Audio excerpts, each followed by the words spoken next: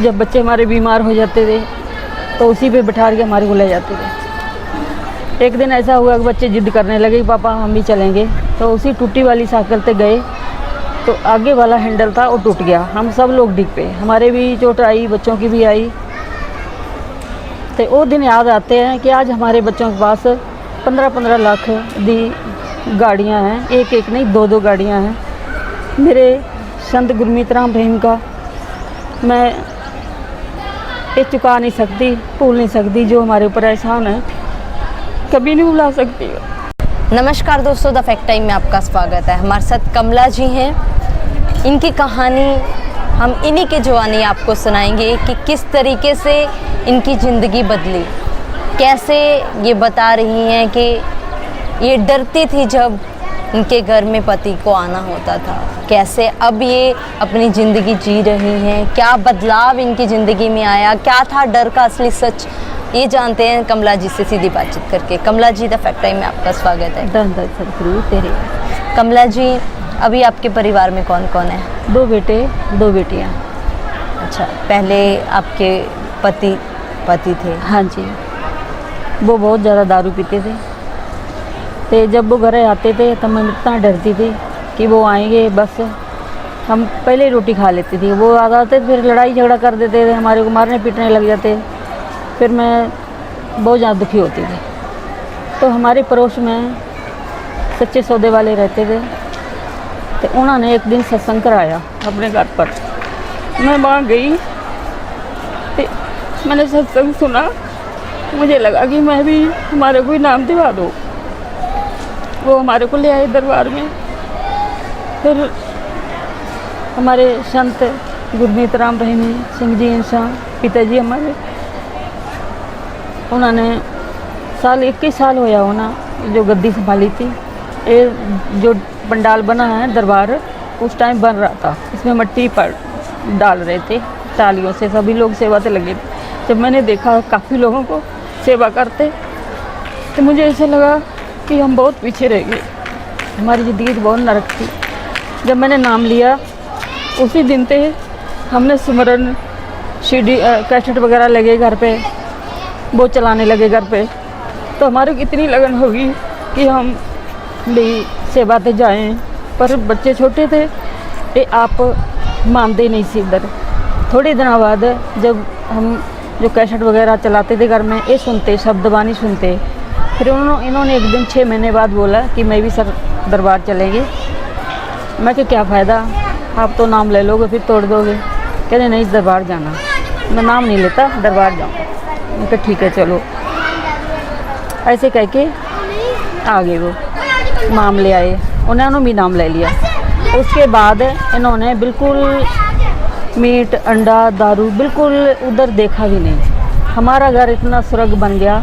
आज हमारी पिताजी की रहमत से हमारे जो 2 बेटे हैं उन्होंने डिग्री की, आज बैंक मैनेजर हैं दोनों, गवर्नमेंट जॉब में।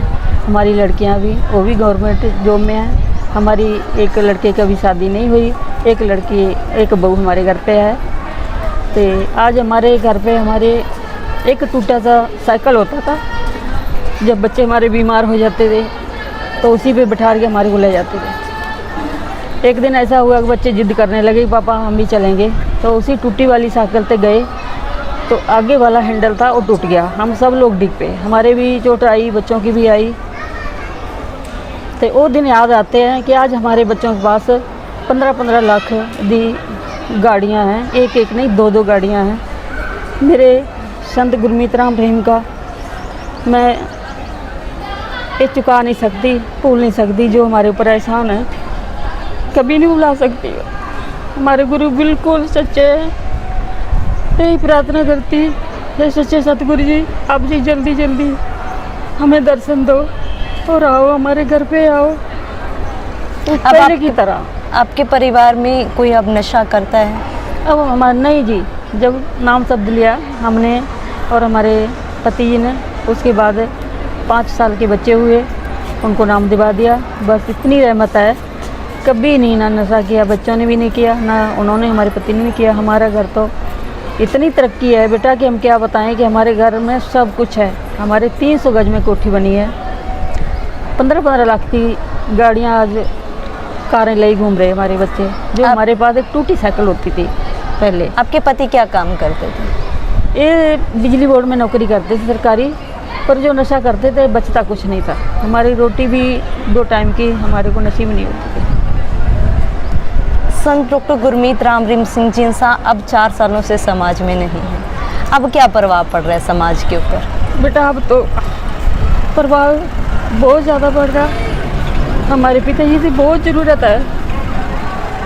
हमेशा ही यही सोचते रहते हैं कि हमारे पिताजी जल्दी जल्दी आएँ और हमारे को पहले की तरह खुशियाँ बख्शें। हम रहते तो ज़रूर, पर पिताजी सत्संग भी आते हैं, सेवत भी आते हैं, पर उतना वो चीज़ नहीं है महसूस। अब तो ज़्यादा बहुत जल्दी इतनी तड़प है कि जल्दी जल्दी हम अपने पिताजी को देखें।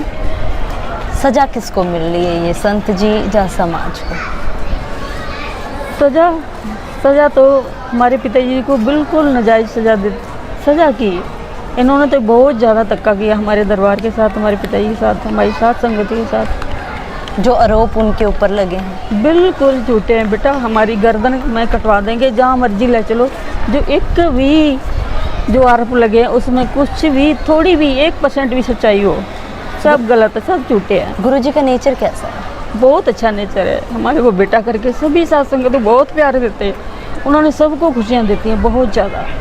हम भूल नहीं सकते उनको, पूरी ज़िंदगी नहीं भूल सकते। उनका चरित्र कैसा है? बहुत अच्छा चरित्र था उनका। था वो बहुत बड़े परिवार, अच्छे परिवार से थे।